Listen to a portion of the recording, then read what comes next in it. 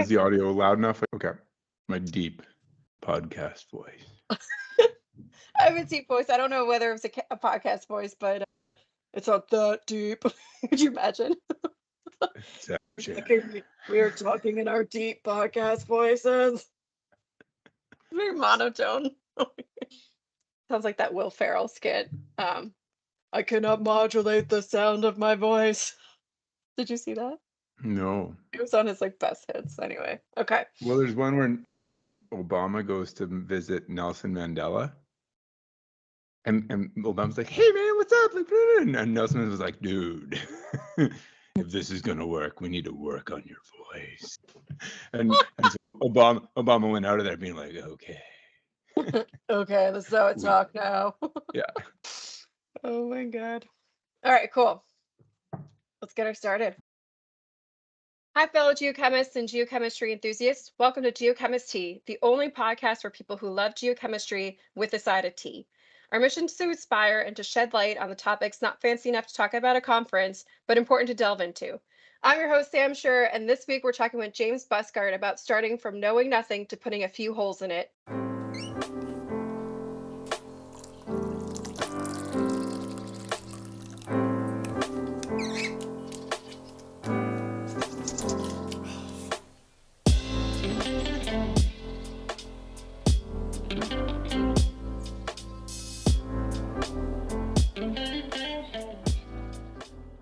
James Buskard is a principal consultant at Undercover Group. James, welcome to Geochemistry. Hi, Sam. Thanks for having me.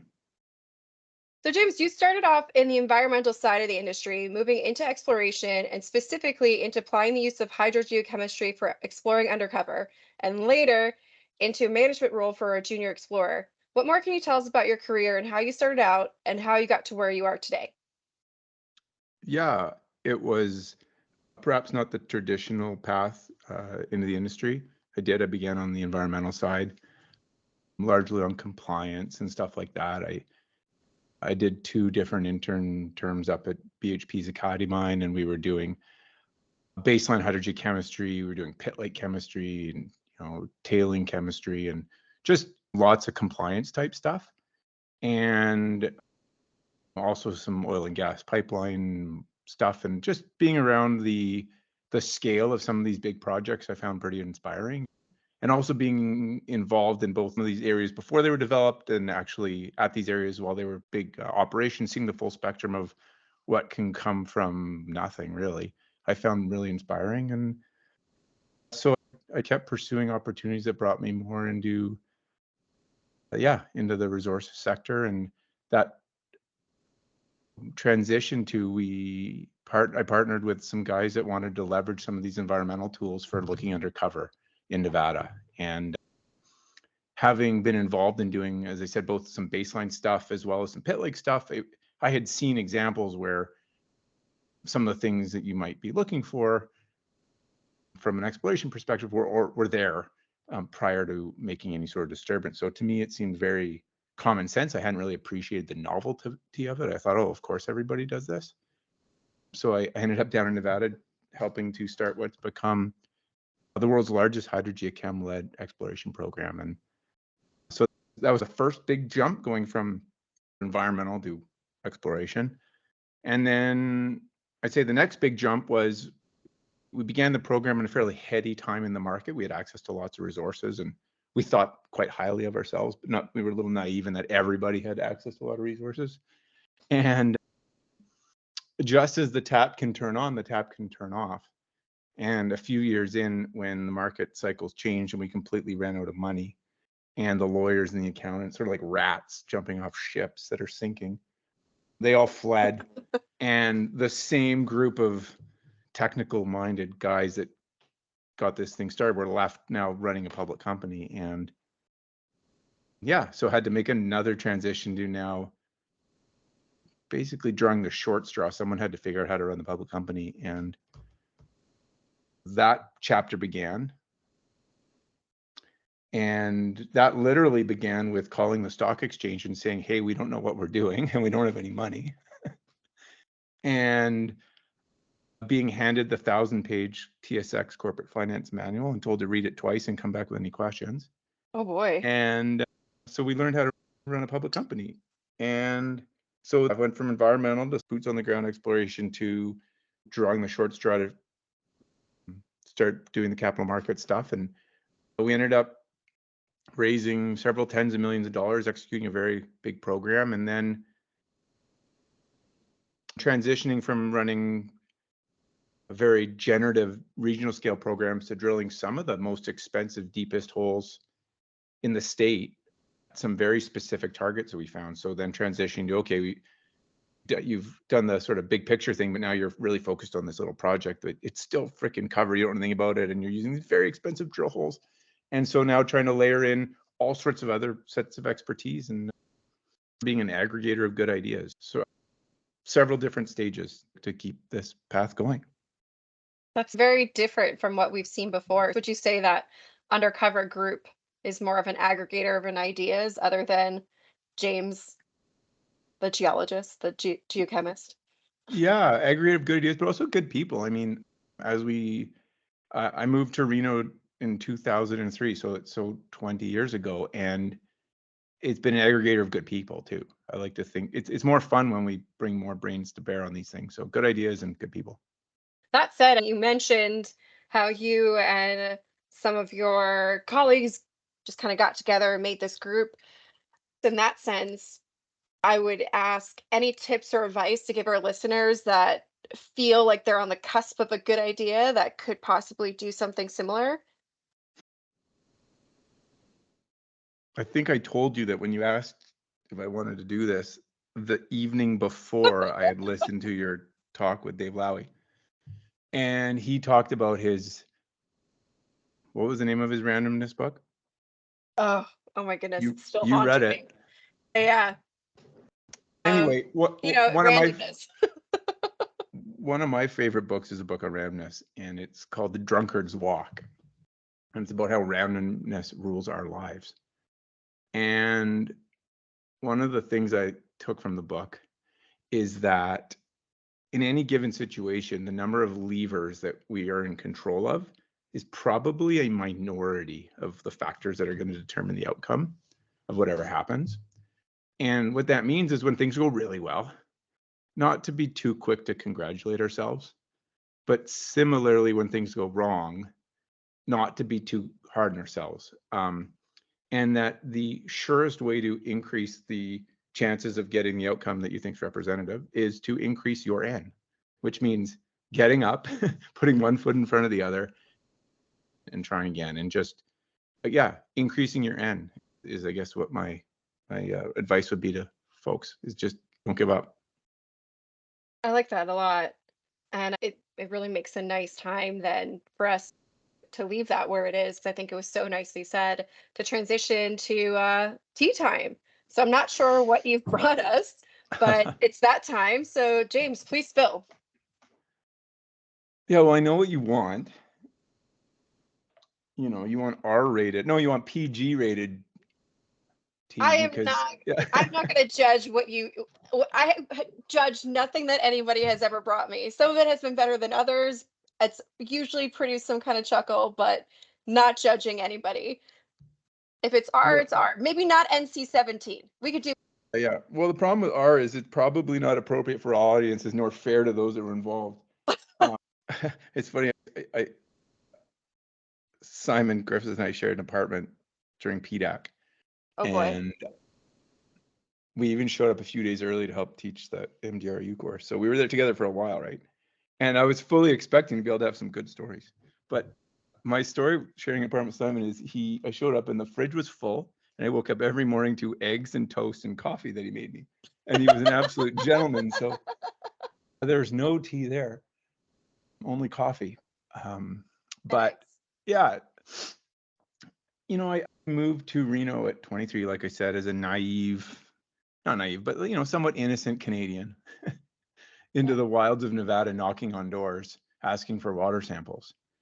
And so certainly met all sorts of people and also other industry people. And there were times when we'd be out for a beer in Winnemucca and we'd go around the corner, not very far, it seemed like, and the pavement would turn to gravel and the street lights would turn to red lights.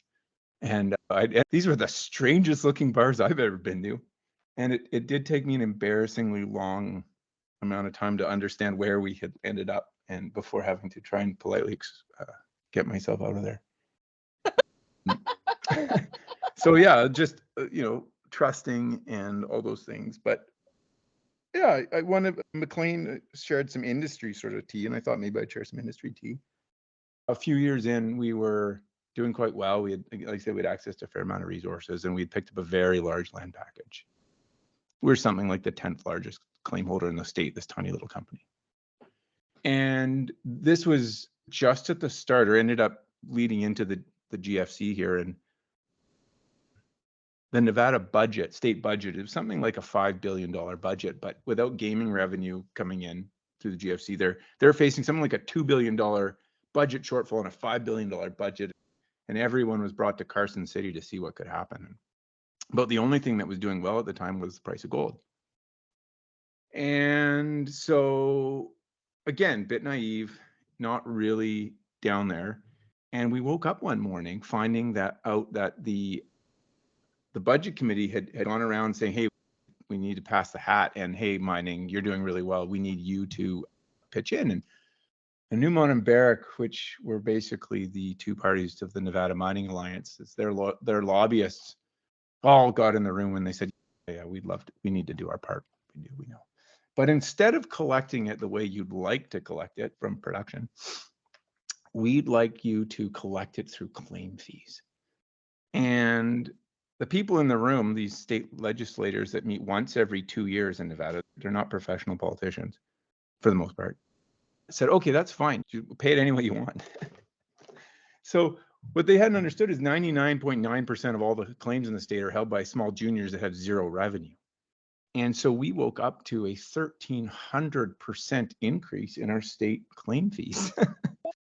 And so we had to start a nonprofit to split the cost of hiring our own lobbyists and go to battle. And anyway, it all sorted out. But the reason I say this is not to shame on the big miners, but it's really because I know you try and target having some younger listeners. And we are all in this together, whether it's the service providers, the juniors coming up with some good ideas, or the majors. And it was just such a good example of the short-sightedness that sort of prevails when everyone puts their blinders on. It was a hectic, crazy time in the Wild West in Carson City, but yeah, we're all in this together. Oh my God, I love that story. That's so funny. I mean, yeah, not in a Nevada way, I guess. I mean, so listeners, I'm American myself, and I'm from New York, and I have all these prejudices towards every other single state, whether it's in New England or it's in somewhere out west, because everything I think west of New York City is west. So I think it just kind of tickles my fancy just to hear something so silly like that. Okay, cool. Thank you for sharing. All right, today we're going to talk about something really interesting, and I think it really all starts with the title of this episode, which is starting from knowing nothing to putting a few holes in it, which I love, something that James threw out there. But we're going to go through this bit of a journey today where you guys will see this evolve. We're going to talk about regional scale groundwater sampling, and then all the way up to the camp scale using pXRF to increase your turnaround time for understanding what exactly is in the ground.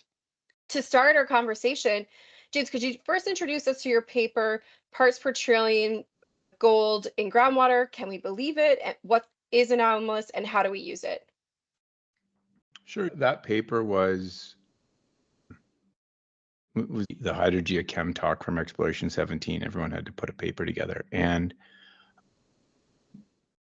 the biggest set of questions we get when we present our work is parts per trillion,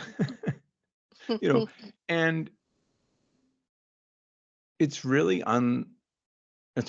it's no different than any other geochem method with respect to, we all need to know what the backgrounds are, what's anomalous, what the detection limits are. And without the benefit of being able to look at some pretty big data sets and having to work with multiple labs, and really run the QA/QC stuff to ground. Most people, without the familiarity of having to look at those data sets, don't have the basis to weigh in on the appropriateness of these sorts of methods. If their boss says, "Hey, I heard someone's sampling the water in their wells, should we do an art project?" And a geologist who hasn't had any opportunity to be presented with that sort of stuff doesn't really have a basis for responding with anything other than, "Oh, that sounds complicated." So the hope with that paper was really to put together the answers to the biggest questions that we get wherever we go. And compared to where the literature was when we began our own program to where it is today, there are lots of really good case studies now, multiple parts of the world. And what we find is there's people collecting water in different physiographic environments with different rainfall regimes, using different field protocols, sending them to labs with different analytical protocols. And what's really interesting is you begin looking at all of this different work, and the results are just so similar. And water, just by its nature, is so homogeneous. It is such a wonderful sampling medium. You can collect a liter of water today, tomorrow, the next day, and it's the same water. And the averaging that goes on is so powerful, and the ability to then use that to really spread your net out. When we work, we use on a generative basis, we're collecting 1 sample per square kilometer. And that's based on modeling the hydrogeochemistry at 30 plus deposits and understanding they're all different and not getting too caught up with absolute values. But nowhere in the literature had really aggregated all of those sorts of case studies and put them all together. So that was our hope with that. And like I said, the takeaway is groundwater is a fantastic sampling medium. It naturally has a huge averaging component, which means the data is extremely not noisy. The contrast in the data is actually surprisingly very high compared to a soils program, for instance, where maybe 2 or 3 or 4 times background might be something that you want to pay attention to. We're generally responding to orders of magnitude increases. The contrast is really high in these data sets. And in some ways, it's almost binary because, as I said, we don't get too caught up with absolute values on a regional perspective. There's so many, it is complicated. People go, it's so complicated. You don't know where the groundwater came from, and how long, what was the residence time, and how oxidized is it? What portion of the deposit's actually exposed to the groundwater? And those are all excellent questions and excellent sources of site-specific variability. But even within those, that noise of variability, we still find these super high contrast anomalies. And so it's almost binary, like I said. On a regional basis, it's background, boom, something changes. That's a reason to zoom in and learn more. And again, my confidence and comfort in being able to make those large generalizations is only a function of being able to have looked at very large data sets. And so we wanted to, share those takeaways with people who haven't had a chance to look at such large data sets.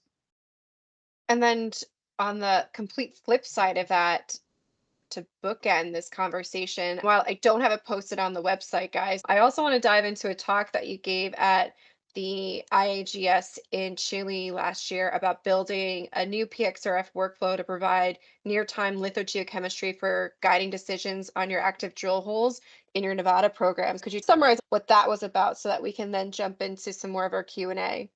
Sure.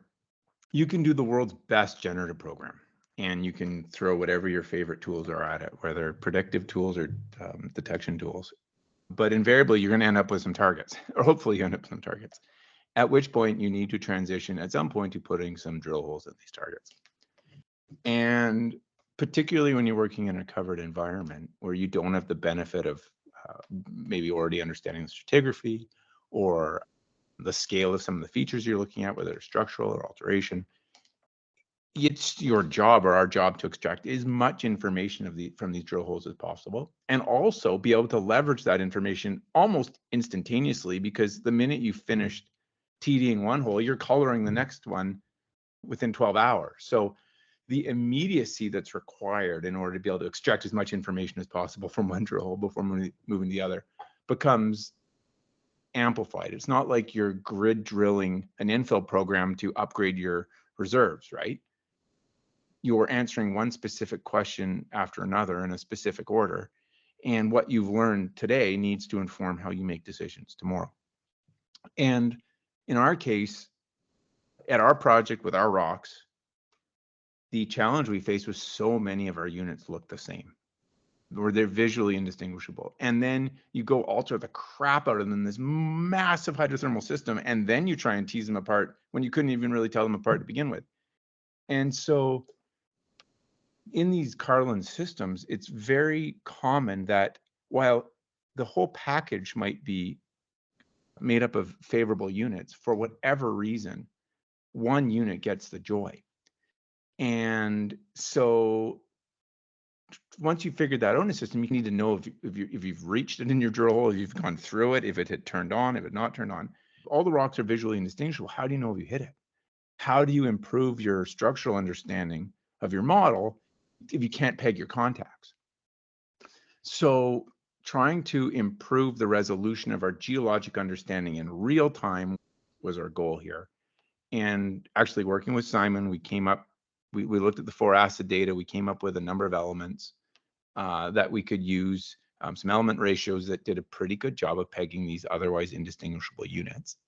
And then what we did was, these were elements that weren't usually conventionally considered when using pXRF. Most people in these environments use the pXRF as an arsenic sniffer or a qualitative pathfinder indicator. So what we did was we looked at how we could focus the instrument, if you will, our understanding, to be able to get quantitative information, so we could start doing some of this math, element ratios, to peg out these units and replicate the workflow we could use with the 4-acid data, but do it hours behind the drill bit ideally. And it worked fantastic, and it was a big factor in how we planned our drilling program. That's really cool. And it was a really great talk. So everybody, as you can probably tell from our little intro just now, this is going to be a really different conversation from those that we've had before, because we're going to now take two extremely different topics, this hydrogeochem regional work and quantitative pXRF camp scale work, and we're going to now investigate how they come together, or as James said in like an earlier conversation that we had, how they bookend each other. And by the end of this episode, the hope is that we're going to pull this all together to satisfy the title of this episode, which, like I said, I love, starting from knowing nothing to putting a few holes in it. To start out, for those of us who haven't spent any time in Nevada, James, could you start by painting a picture of why we're going to need this regional scale geochemistry tool and what led you towards looking at groundwater? Yeah, Nevada is not dissimilar from other mature search spaces in that the rocks sticking out of the ground are been very well explored by some really good people and have generated some incredible reserves in terms of their mineral endowment. And there's no reason to expect that the residual endowment in the 50+% of the state that sits out undercover now doesn't mimic what's been exposed. But what do you do when the average basin in Nevada is 500 to 1,000 square kilometers? And what we know about these Carlin systems, that's our target, is geology can change very quickly. So you can project your favorite structure and your favorite unit 1,000 meters out undercover, maybe 2,000 meters undercover. But what do you do when these basins are 1,000 square kilometers? And in the absence of good geochemical tools, the pendulum has swung to a lot of emphasis on predictive tools, a lot of geophysical tools. And there have been some really good state scale geophysical programs that help map some massive basin scale features that might be of interest. You can map all the relatively shallow pediments that are suggestive of some adjacent to some massive structures where the rangefront geology suggests the favorable units aren't too deep. It's on some massive structure and there's some alteration in the rangefront. You limit the state to those areas and you're still left with hundreds of pediments of interest. We needed a geochemical detection-based filter to still reduce this massive search space. And without getting too much into the background of it, the USGS had done some work around some of the big deposits that had shown the viability of specifically the golden groundwater footprint surrounding these big systems extended several thousand meters, 2, 3, 4,000 meters away from these deposits, which we've later confirmed again by modeling about 30 something deposits. And so all of a sudden we could begin to cast a net where we could use, as I mentioned already, 1 sample per square kilometer. And we were able to cast this relatively inexpensive geochemical net to begin to systematically reduce these basins. We weren't biasing our efforts based on our favorite prospect in the rangefront. We weren't trying to get lucky. It wasn't poke and hope. We would be able to do this sort of systematic regional scale programs, similar to the StreamSet programs in northern BC or the big, massive regional scale programs that have traditionally opened up new search spaces. We were able to then replicate those sort of traditional workflows using these new tools to open up the undercover half of Nevada. And so that's super neat talking about this regional scale exploration that you guys did. But now zoom us in from this regional to the camp scale. And what were some of the big technical hurdles that you had to overcome to execute something, in this case, especially that few had tried before? It goes back to something I said earlier, is like you can do the best regional program in the world and you still have to then figure out how to de-risk your targets. Mm. And one of the things that we had to do in order to execute these programs was we weren't faced with a existing network of ranches and wells and springs and windmills neatly spaced every kilometer across the desert. And so one of the things we had to figure out was how to inexpensively drill holes where we wanted, purpose-drilled boreholes to collect groundwater samples. And it led us to modifying and developing 2 new sampling platforms that allowed us to get our marginal cost per sample point at the time to about $1,000 per borehole. Again, we're adding geochemistry at $1,000 per square kilometer. So for a 500 square kilometer basin, south of a massive camp such as Cortez, let's say, for $500,000, we're adding geochemistry across the entire basin. And owning that equipment gave us the advantage of being able to continue to tighten our sampling density when we had areas of interest. When we did this massive program, we drilled 5,000 boreholes across Nevada. When we did have a target, we were able to tighten the net tighter and tighter. And what we found was, just as I mentioned, the contrast in these data sets compared to other geochem mediums such as soils, for instance, the contrast is really high. And what that means is, as you actually get within a camp, you can still play within the huge slope, if you will, and tease out some vectors over some very short distances. And so while we may have reduced a basin from 500 to 1,000 square kilometer size basin down to a target that was 30 or 40 square kilometers, that's still too big to start poking drill holes in it.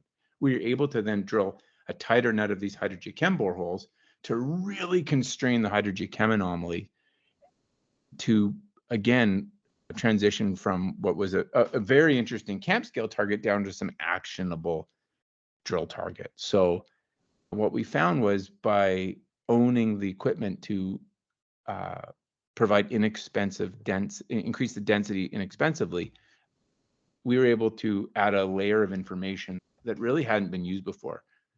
Groundwater chemistry is, in all the case studies that I mentioned so far, the groundwater chemistry is always a regional scale tool. It's never a camp scale tool. And so we were able to really demonstrate its value, continued value, as we zoom in. And so how did you tend to select the depths that you guys drilled at? Or did you also, I remember from your paper, there was this one example where you collected samples from multiple depths as well. Yeah, well, you have to permit me to nerd out a little bit here, but That's what this podcast is for. There's this perception, I mean, a well-founded perception, anyone who's taken even a basic hydrology course, that the sample closest to bedrock is going to be the best sample in terms of appropriateness for representing what that location's, the representative hydrogeochemistry of that location is the sample right above bedrock. And it's true. And there's this bias that groundwater moves from left to right, follows high to low hydraulic conductivity, and there's this lateral movement. Well, there is this lateral movement, but there's also a huge vertical component. And in arid environments where the groundwater doesn't move that quickly, the chemical dispersion vertically is actually pretty impressive. And what we found, having the ability to collect multiple samples downhole over and over and again, we think, okay, we need to spend the big bucks to bring in an RC rig to profile the hydrogeochemistry in 3 dimensions. Guess what? It's true. We got way better data modeling these things, taking samples every 10 meters downhole, modeling these hydrogechem plumes in 3D and seeing where they went back to. And guess what? The data sets are amazing. But the other thing you find is within that anomalous plume, if you will, even the shallowest sample is a screaming anomaly. And so on a generative basis, when it's almost binary, 00001, any sample was a good sample. If you don't get too caught up in the absolute values, and you're just looking for reasons to go back and collect more samples and learn more about an area and eliminate 99% of your search space, what we found was actually these shallow samples were the highest bang for the buck. And so when people ask us, what do we do? Honestly, on a generative first pass base, any groundwater sample is a good sample. We can talk more about the value of big data sets and stuff like that. I hope we do, but yeah, 3D modeling these data sets in 3D, super fun. But honestly, the highest value sample is the first sample because it's the cheapest to get, and move on and take another and another is really the high value workflow when you're in a generative environment. Just thinking about it now, what you guys are sampling being in the Carlin district, was the gold free gold? Was it caught up in any kind of pyrite? Were you also getting other elements in your water sample? Absolutely. Our workflow included collecting full metal analysis samples. We're looking for gold plus a full suite of Carlin Pathfinders, arsenic, antimony, mercury, thallium.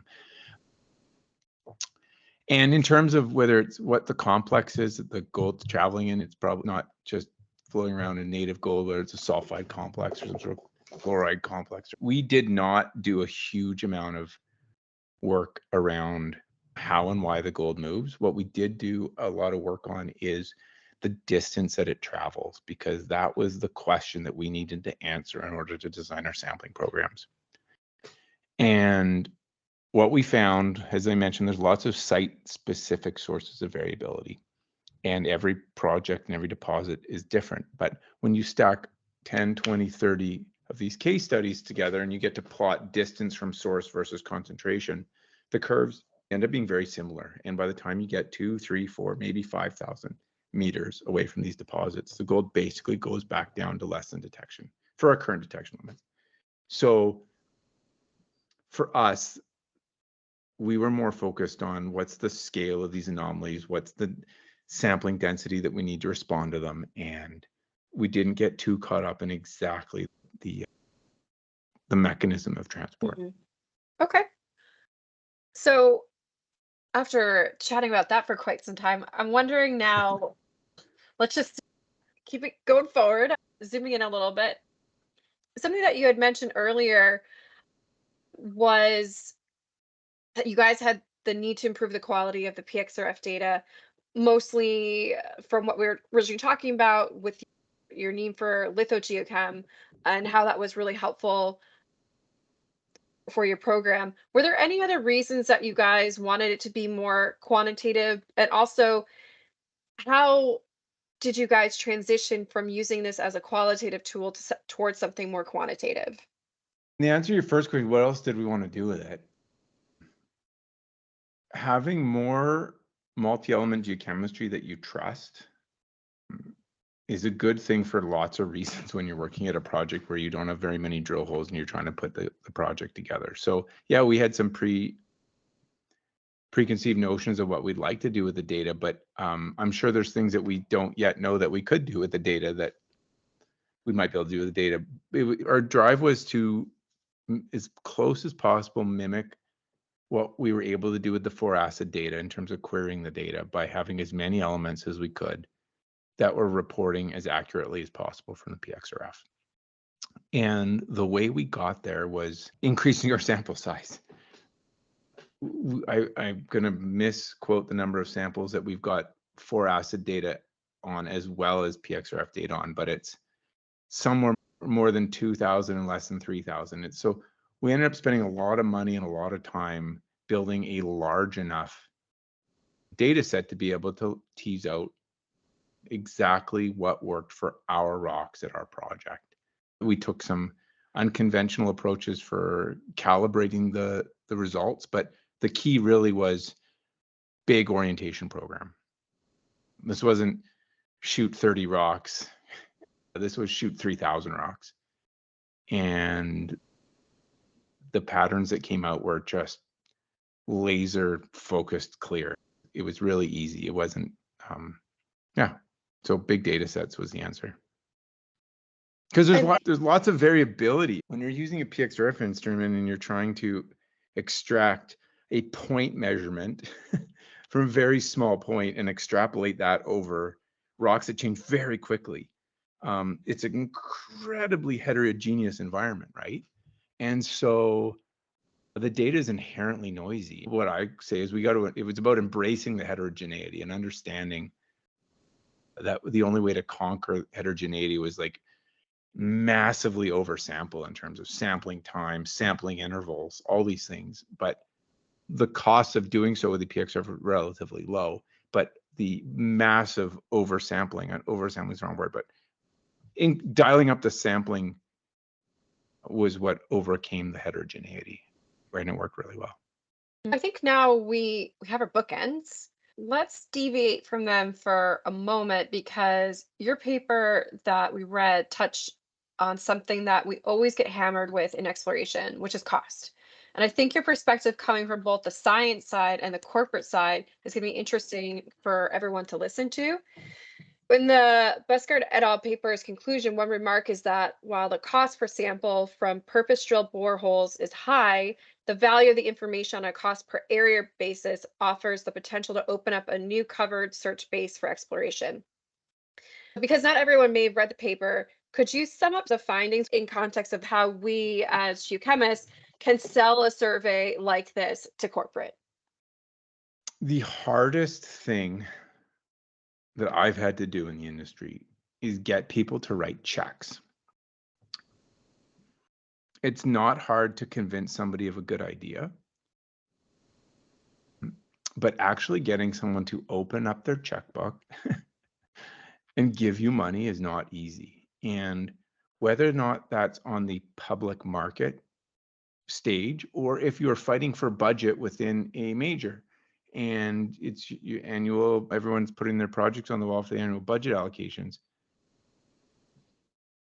getting people to write checks is the hardest thing I've ever done. I am always thinking about what we're doing from an information per dollar basis. And in a generative space, it's an information per area per dollar space.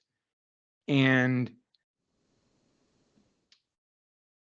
that always has to come with a clear understanding of the gates that you're trying to clear at a given stage of a project. What is the specific question that you need to answer in order to make a yes you? And then what are the various options and the costs to acquire the information to make those decisions? And understanding that gated decision making process is really important because you need to be able to articulate that to the people that are writing the check, saying, look, this X amount of money that we need to answer this question, this might be step 2 on a 10-step process to making a discovery. So we're not expecting this X amount of money to deliver the discovery. We're expecting this amount of money to answer this question that's going to de-risk the entire project, that's going to increase its value greater than the dollar cost to acquire the information. And I remember pitching what we were doing to the Rio Tinto guys in Vancouver, and they were very dogmatic in a good way about how they looked at all the opportunities, and it was the size of the prize, the cost to test, and the likelihood of being successful. And the likelihood of being successful multiplied by the size of the prize better be higher than the cost to test. We're not going to win every one of these bets, but if we can't stay on that side of the equation, we're not going to put ourselves in a position to create value. It's about being clear about what it is that we need to do to de-risk the search space at that stage to get it to the next stage to make a go, no go decision. And the thing of what we found about hydrogeochemistry is there was not another layer of information that we could add for $1,000 a square kilometer that could otherwise reduce these vast basins down to discrete projects. And I think that way of thinking is critical for us to get back to as an industry to create value, because the other approach is to go to data rich environments, which are in some ways perceived to be less risky. We know more, they're more certain, but that certainty bias that we've exercised in industry for the last 20 years has been value destroying. We continue to spend $2 as an industry to find $1 of value. So finding out ways to step out from our comfort zone, which are these data rich old prospects, to opening up these new search spaces, we needed a geochem layer that we could, similar to flying a geophysical survey over 500 square kilometers, we needed a geochem survey we could fly over 500 square kilometers that could add value at a similar cost point. I think that was being able to add geochemistry for $1,000 square kilometer was what allowed us to not be one of the groups sitting on the edge of the basin going, we know there's another 200 million ounces down there. We just don't know where to start. We know they're down there, but man, those basins are big and drilling's really expensive. Right? Well, if you can eliminate 99% of it, it's not you're going to land with guaranteed wins. But I believe that if you can replicate those sorts of workflows and make sure that you're going after big fucking deposits and that you're doing everything you can to increase your chance of being successful and everything you can do to lower your cost to test, that those are our levers to getting back to creating value as an industry. That's in a nutshell how we were thinking about this the whole way along. We were going after finding the next 50 to 100 million ounce Carlin camp. There's 3 of them sticking out of the ground. Statistically, there should be 3 of them undercover. These footprints are big. We can find them with big nets. We found a tool that we can use inexpensively over big areas. It just seemed like there was no better workflow and no better prize. That's really what drove our enthusiasm and our whole program. I'll double down on 2 of your points there, especially for our younger listeners. I worked in sales for quite a number of years, and I worked for a technology company. And the biggest problem that we always had for people coming to us and saying, I want to do some hyperspectral work. And the question was, okay, well, what's your question? And a lot of people didn't form those questions. Number one, it's so important to articulate your question. For as much as you do it as either an undergraduate, in your PhD, in your master's, it's still so important to do that. Science still must be followed, even when we're working in something as cowboy as exploration, right? And the other thing is that, yes, to get somebody to write a check is very difficult, as I discovered over many years.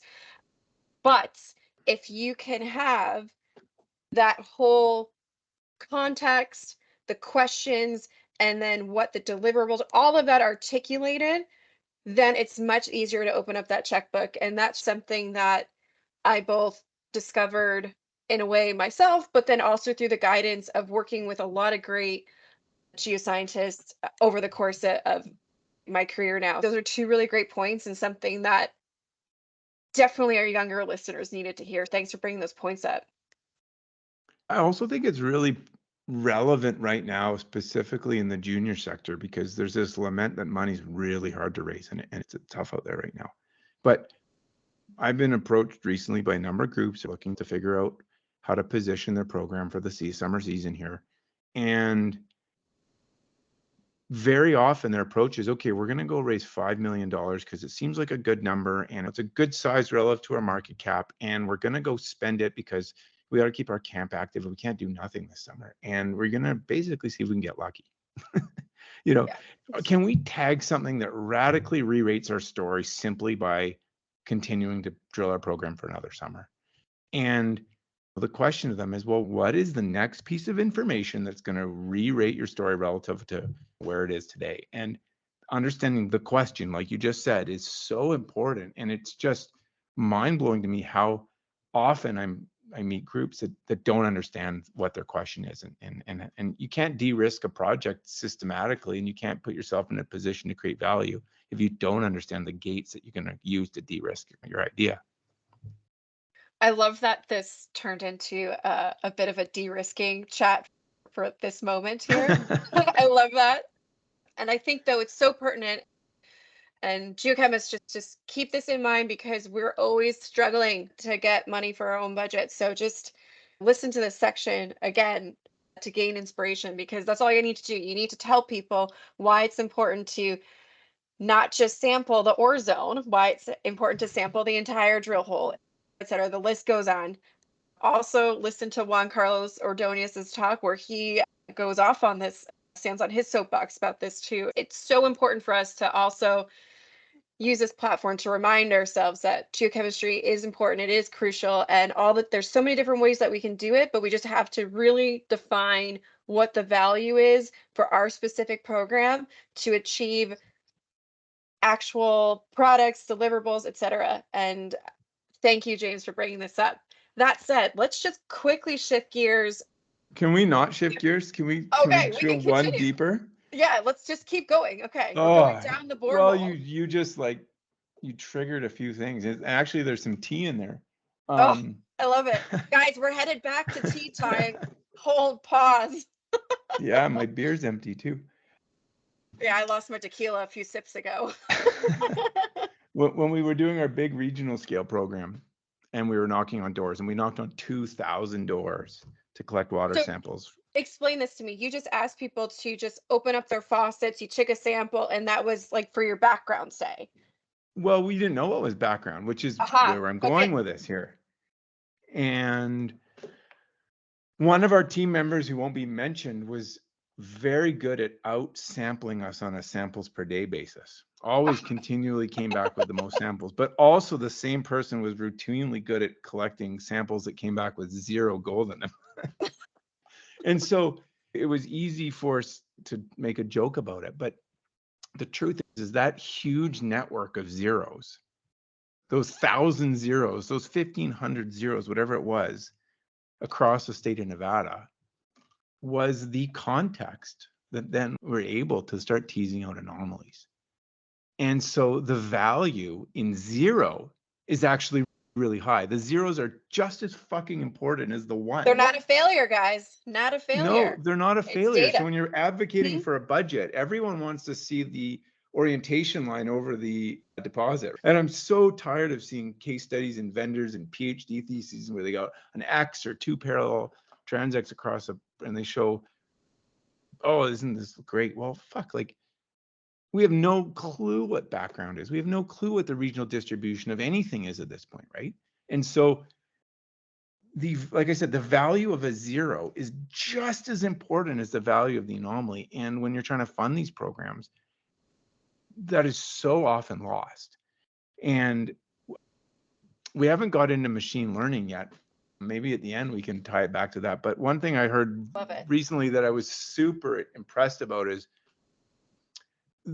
the Aussie government's doing this NDI, this National Drilling Initiative, where they're hopefully going to try and use the cold tube rig to begin to put these pierce points across the entire freaking country to provide some physical rock properties, some geology, some geochemistry that you can then be able to constrain your inversions, but put some regional scale structural interpretations, do the big picture stuff to open up these fast covered areas.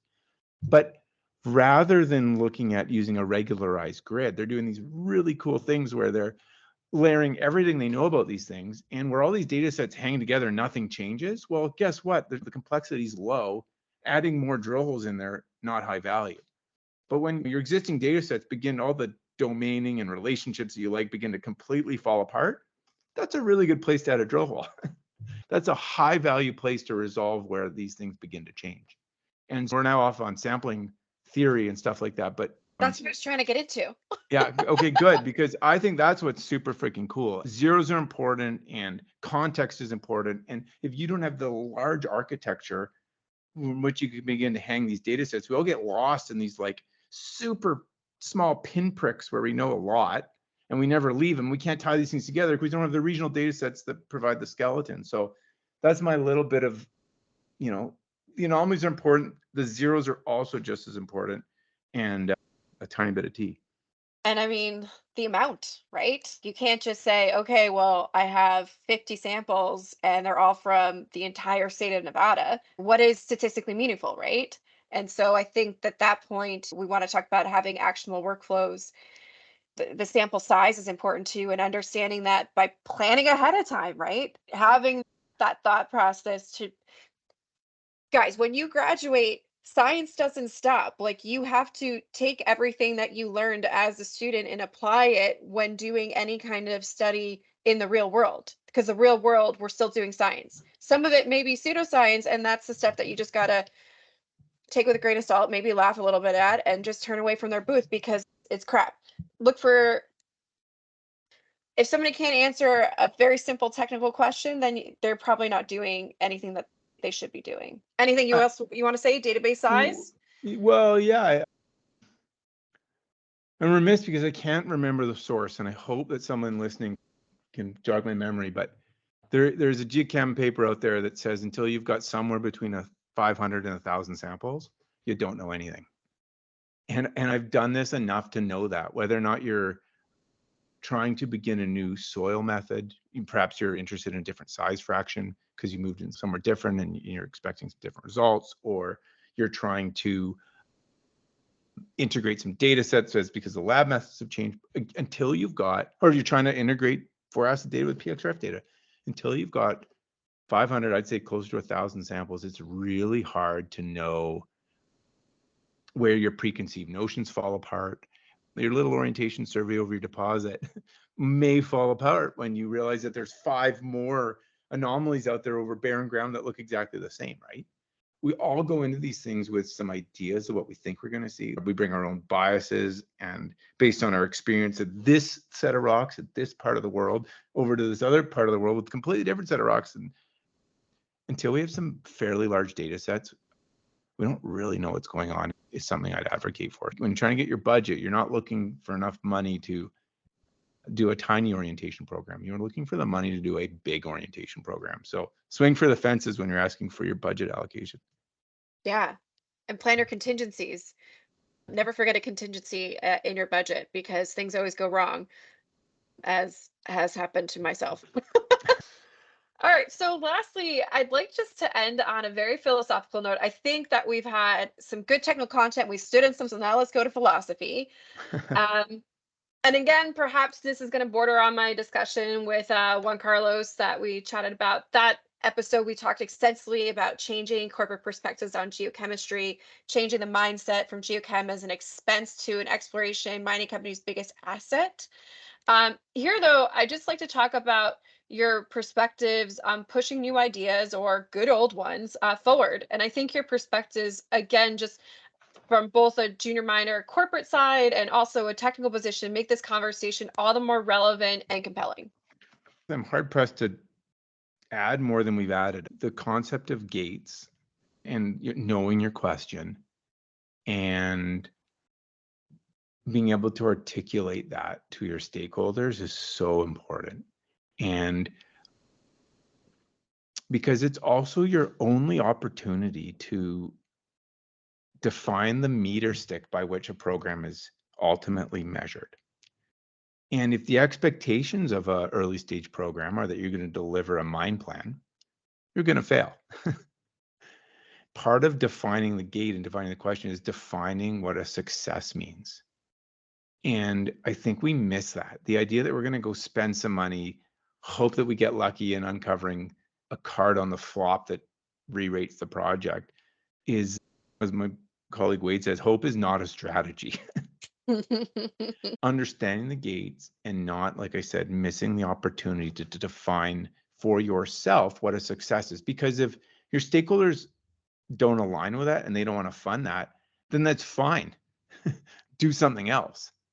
But if that's what gets funded, you've reached what you consider to be a success, everybody's disappointed because you haven't delivered a mine plan, let's say, you're not going to then get the funding to answer your next question and your next question. That is my advice to everybody, is just being super clear that all the stakeholders are on board of what the question is and what defines success, because that ultimately is going to provide the continuity of funding to allow a program to continue. I love that. With that, I just want to say thanks so much for being here.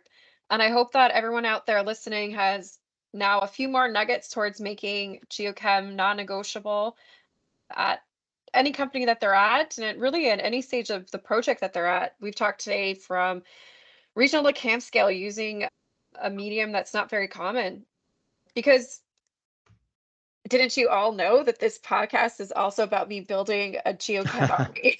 Again, thank you all for listening to Geochemistry. Big thanks to James Buskard for stopping by the show, dishing quite a bit of tea, and taking us on this technical and also corporate geochem journey. Thanks to our sponsor, LKI Consulting, and its Water and Coma Media for our music. And I'm looking forward to chatting with y'all next month, and we're going to be talking about the geochemistry of high sulfidation deposits.